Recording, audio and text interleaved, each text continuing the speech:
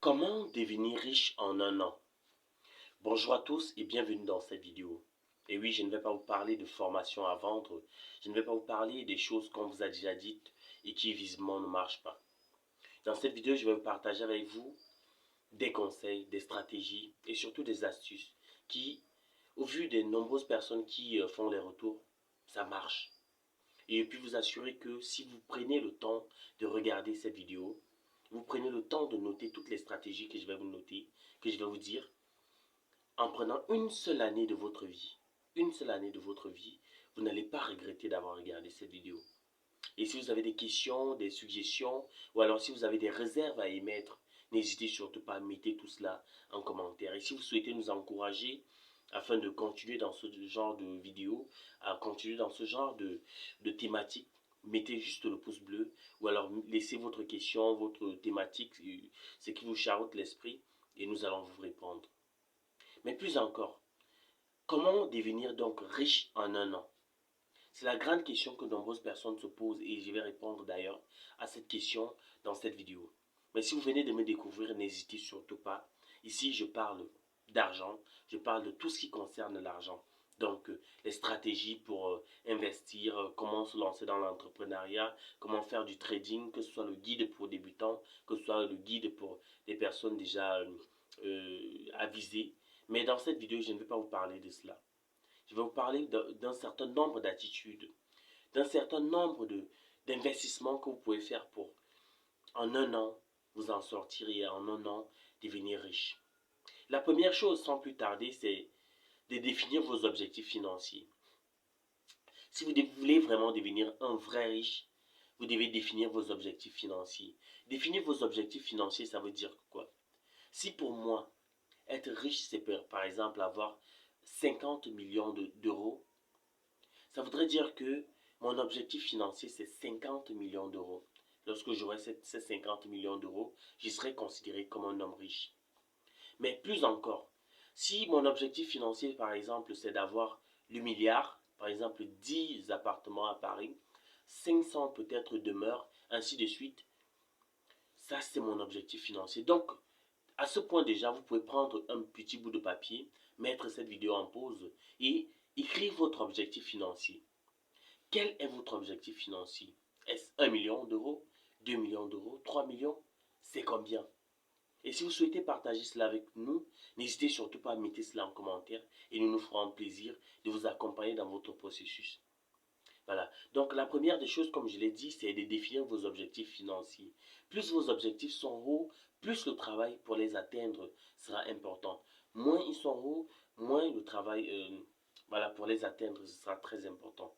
Donc n'hésitez pas, mais somme toute, les astuces et les conseils que je vais partager avec vous tout au long de cette vidéo-ci vous permettront comme cela, peu importe votre objectif financier, de les atteindre.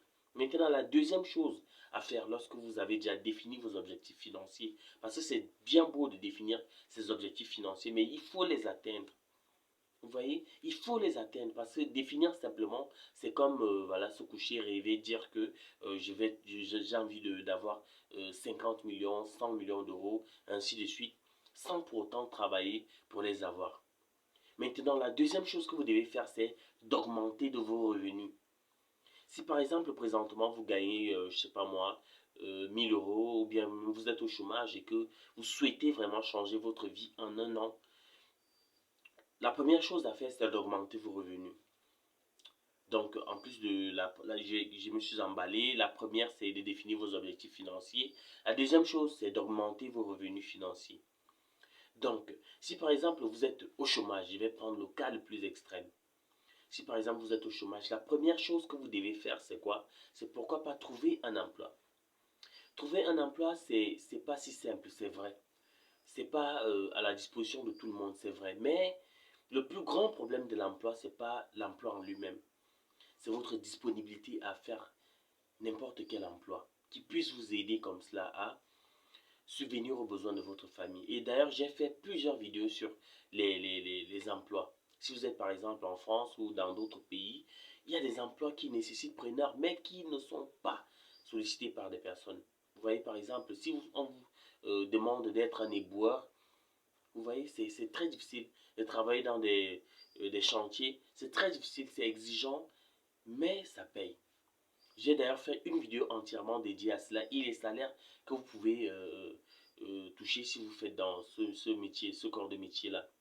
Donc, augmentez vos revenus. Et si par exemple, vous êtes déjà un travailleur et que par exemple, vous gagnez le SMIC 1500 euros par exemple par mois, ce que vous pouvez faire par exemple, c'est quoi? C'est si par exemple vous avez du temps libre en fin de journée, ou alors vous avez du temps libre à un moment précis de votre journée, ou alors si vous avez des aptitudes que vous pouvez partager avec les autres personnes à travers le monde entier, vous pouvez créer quoi? Soit du freelancing, soit vous être un freelance dans un domaine qui vous est propre, ou alors après le travail, postulez pour un petit job de 2 3 heures qui vous permettra comme ça d'avoir des petits ajouts sur votre salaire. Ou alors, si vous, dans votre emploi, il est permis de faire des heures supplémentaires, vous pouvez postuler pour ça. Vous pouvez faire des heures supplémentaires si vous en avez les aptitudes. Donc, augmenter vos revenus revient simplement à faire quoi? Si vous êtes un chômeur, vous n'avez pas d'activité, lancez-vous dès à présent, que ce soit dans le freelancing, que ce soit dans la rédaction de blogs, que ce soit dans la rédaction de CV et lettres de motivation, que ce soit dans des activités, des métiers qui nécessitent prénom qui sont très très exigeants, que ce soit, peu importe l'activité, lancez-vous. Et d'ailleurs, comme je l'ai dit, j'ai fait une vidéo assez intéressante sur le sujet. Allez simplement sur mon profil, dans mes différentes vidéos, vous allez consulter toutes les vidéos que et vous-même verrez, vous allez tomber sur cette vidéo-là et vous serez ravi. Maintenant, la troisième chose à faire, c'est de réduire vos dépenses. Très très important. Parce que c'est l'un des points les plus importants. Vous allez remarquer, par exemple, les personnes riches ne dépensent pas bêtement. C'est-à-dire que quoi? Par exemple, ils savent qu'ils vont prendre des vacances 2 à 3 fois par an et ils font des économies tout au long de leur période de travail. Et ils se mettent vraiment à fond lorsqu'ils sont au travail. Vous voyez? Ils se mettent à fond et qu'est-ce qu'ils font? Première des choses, ils définissent. Là, je vais vous donner simplement les notions ramassées sur comment réduire vos dépenses. Premièrement, il faut définir vos dépenses. Si ce sont les dépenses, par exemple, les dépenses mensuelles, vous définissez vos dépenses mensuelles. Qu'est-ce qu'il faut pour la maison? Qu'est-ce qu'il faut pour les factures, électricité et autres? Qu'est-ce qu'il faut pour le téléphone? Qu'est-ce qu'il faut pour l'école des enfants, par exemple, si vous en avez? Vous voyez? Si vous avez déjà pu définir tout cela, et aussi l'alimentation, lorsque vous avez déjà fait cette grande facture de toutes vos dépenses mensuelles, que ce soit le transport, la nutrition, la maison, comme je viens de le citer, vous déduisez ça de votre salaire. Après avoir déduit ces dépenses-là de votre salaire, maintenant, là encore, il faudrait définir même le salaire. Si vous êtes un travailleur, nous allons procéder par la méthode de 50, 30 et 20. 50, 30, 20. Donc 50% de votre salaire, c'est pour ce que je viens de citer. Donc battez-vous vraiment à ce que votre budget soit dans cette 50%. Si par exemple vous touchez 2000 euros, que ces 1000 euros là puissent suffire pour les dépenses de la maison. Donc battez-vous vraiment pour ne pas toucher les 1000 autres euros. Et 30%, les 30 autres pourcents, c'est pour vos loisirs, vos besoins non existentiels. Donc, par exemple, si vous avez simplement envie d'aller prendre des congés et autres, ça, ce sont les 30%. Maintenant, les 20 autres pourcents, c'est pour l'épargne. L'épargne, l'investissement et autres. Lorsque vous avez pu faire cela, comment réduire donc vos dépenses? Si vous avez tout de même les dépenses dépassent, les charges de la maison dépassent. Ce que vous pouvez faire par exemple, c'est de cesser d'aller dans les restaurants et préparer directement à la maison. Cessez de manger par exemple à la cantine à midi et apportez votre bol de nourriture de la maison et le consommer à midi. Vous voyez, là vous aurez fait des économies d'argent. Et si, par exemple, vous n'êtes pas si loin du travail, vous pouvez, par exemple, prendre du vélo, marcher à pied, ou alors prendre un forfait de transport moins cher afin de vous permettre comme cela de faire des économies d'argent. Donc, comme je l'ai dit en première position, pour devenir vraiment riche en un an, c'est un sacrifice, c'est pas des chimères. Définissez premièrement vos objectifs financiers, augmentez vos revenus, réduisez vos dépenses. Maintenant, en quatrième position, c'est d'investir votre argent. N'oubliez pas que vous avez un 20% qui vous permet comme ça d'investir. En investissant, vous pouvez par exemple acheter des actions, acheter des appartements, investir en bourse, investir, je sais pas moi, dans des obligations.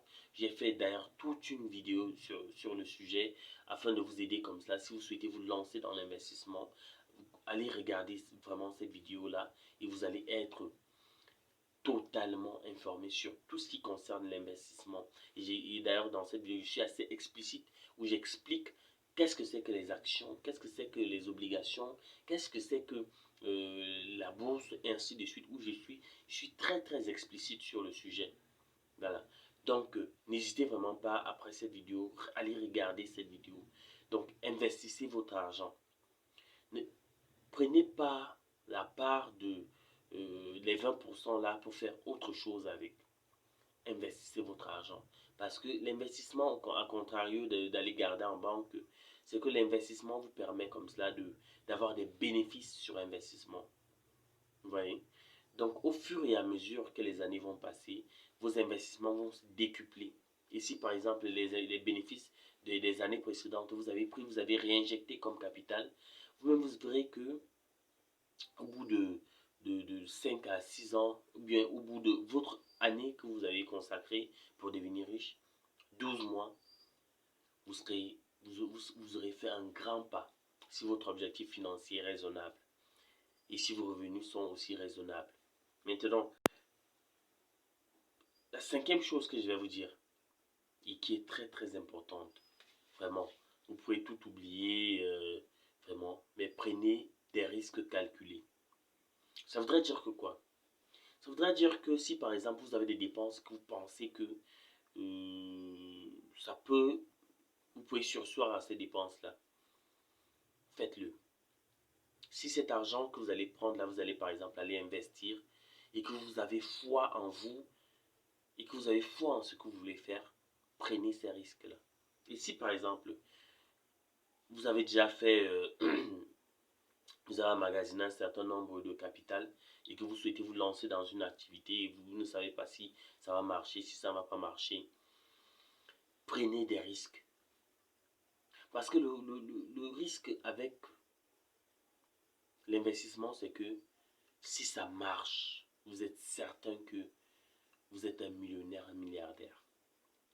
Mais maintenant, il peut arriver aussi que ça ne marche pas.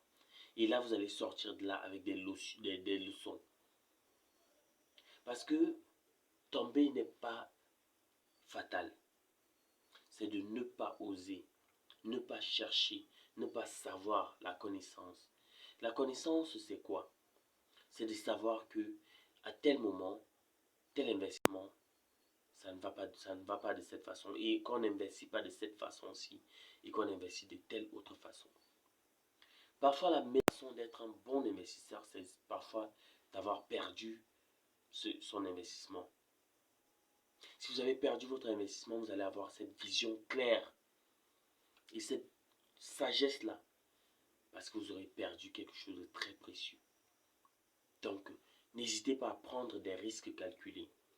Et si vous avez besoin dans ce volet-là de l'avis des experts, n'hésitez surtout pas, consultez des experts avant de vous lancer dans tel ou tel investissement. Ça vous sera toujours très utile. Maintenant, en sixième position, je vais simplement vous demander d'être patient et discipliné. La patience, c'est quoi? Imaginez par exemple, vous avez investi en bourse. Vous avez patienté par exemple 6 mois pour une action, l'action est en train de grimper, c'est en train de grimper, c'est en train de grimper. Vous patientez, et voilà, au lieu de vendre directement les actions lorsque vous vous rendez compte que l'action est en train vient de chuter, peut-être a chuté d'un point ou de 2 points, vous paniquez et vous vendez toutes les actions. Non, soyez patient. Et surtout discipliné dans votre façon de faire. Si vous êtes patient, vous allez vous rendre compte peut-être que c'est une légère baisse et que par exemple par la suite, un événement est venu faire grimper encore la valeur. Prenons par exemple le Bitcoin. Le Bitcoin, combien de fois est-ce que le Bitcoin a connu des légères baisses? Et maintenant, regardez la valeur du Bitcoin. Les premières personnes qui ont investi dans le Bitcoin et qui ont été patients, qui ont été disciplinés dans leur investissement, ils ont présentement eu raison. Mais maintenant, est-ce qu'il est conseillé de mettre tous ces investissements dans un seul porte-monnaie? Non. Je déconseille d'ailleurs cela. Parce que en diversifiant les portefeuilles, vous avez la possibilité comme cela, si tel portefeuille est défaillant, de venir juguler, compléter ou alors soutenir le portefeuille avec les intérêts apportés par l'autre. Ou alors, si par exemple vous avez des charges ponctuelles qui viennent de ce côté et que par exemple de l'autre côté ça ne va pas fort, vous pouvez prendre les intérêts d'ici et répondre à vos charges. Donc c'est ça être patient. Être patient, c'est comprendre qu'on ne peut pas récolter dès qu'on sème. Et oui, être patient, c'est ça. Être patient, c'est comprendre que l'investissement, c'est prendre du temps, de réfléchir et surtout de donner le temps au temps. Être discipliné, c'est de pouvoir se rapprocher des personnes qui ont déjà investi dans le domaine et de savoir comment est-ce que ça se passe. Et de ne pas paniquer lorsque, par exemple, les cours de certaines actions ou alors des petites difficultés viennent. Il faut être discipliné dans ce point-là. Maintenant, en septième position, ça c'est très très important aussi. Vous devez continuer à apprendre et à vous développer. Parce que certaines personnes, après avoir compris que leurs investissements donnent, c'est fluctuant, ça commence à produire des intérêts, ils cessent d'apprendre. Ils cessent de se développer. Vous voyez? Et là, lorsqu'un événement, par exemple, malheureux arrive et que, par exemple, votre investissement se met à chuter, ben, vous n'aurez pas appris tout l'envers du décor du domaine. Vous voyez? Donc, continuez à apprendre et à vous développer. Apprenez, développez-vous et diversifiez-vous. Et pour chaque domaine, n'hésitez surtout pas à apprendre, à vous développer et à consulter des professionnels dans le métier. Maintenant, en huitième position, et donc le dernier point, voilà, entourez-vous de personnes positives et motivantes. Parce que la plus grande difficulté, ce n'est pas simplement de réussir, c'est de s'entourer de personnes qui vont vous pousser vers le haut. C'est de s'entourer de personnes qui ont la même vision que vous. C'est de s'entourer de personnes motivantes, des personnes qui, même dans les difficultés, peuvent vous envoyer des mots, des ondes positives afin de vous donner le courage, la force et un mindset gagnant afin comme cela de vous aider à vous relever. L'investissement n'est pas facile. Devenir riche non plus, c'est pas facile. On ne se lève pas du jour au lendemain et on est riche. Non. À part si vous partez entrer dans des choses pas du tout recommandables. Et même, de ce côté-là, il y a tellement d'inconvénients. Mais ce que je vous donne ici, c'est la voie légale, la voie royale. Entourez-vous de personnes positives et des personnes motivantes. Et des personnes positives, c'est quoi? Ce sont des personnes qui, vous voyez par exemple, tel est avocat, tel est procureur, tel est par exemple maçon, menuisier, poissonnier, boulanger et autres. Et vous connaissez ce qu'ils font. Vous connaissez que avec eux, ils ont tel mindset et ils vous donnent des conseils positifs. Ils veulent vous voir réussir. C'est ça des personnes positives. Ce sont des personnes vers qui vous pouvez vous tourner à tout moment. Si vous avez des questions, des problèmes, des soucis dans votre business, ou alors si vous avez des réticences, vous avez des doutes, vous pouvez vous retourner vers eux et leur parler avec le cœur ouvert. Et ils doivent être des personnes motivantes. Et motivantes, pas des personnes vers qui vous allez vous tourner et ils vont tout faire pour vous décourager. Non.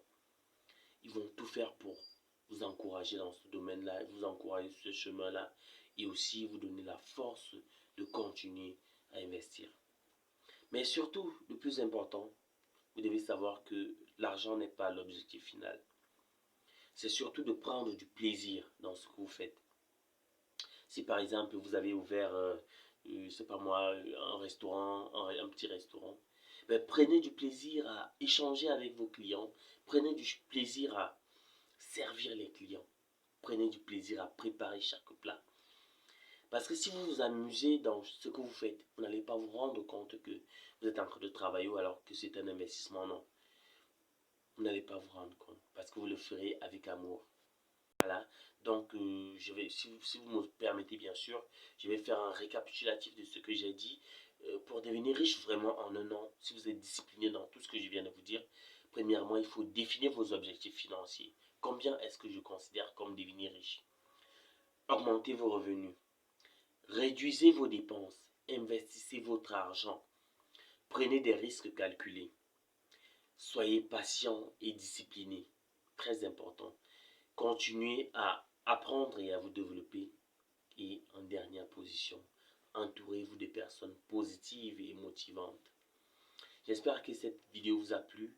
J'espère que vous allez aller consulter les autres vidéos qui voilà, font référence aux nombreuses thématiques que j'ai pu développer sur cette chaîne YouTube. Et si vous n'êtes pas encore abonné, n'hésitez pas, abonnez-vous dès à présent afin de ne rien manquer de mes prochaines vidéos. Ciao, ciao.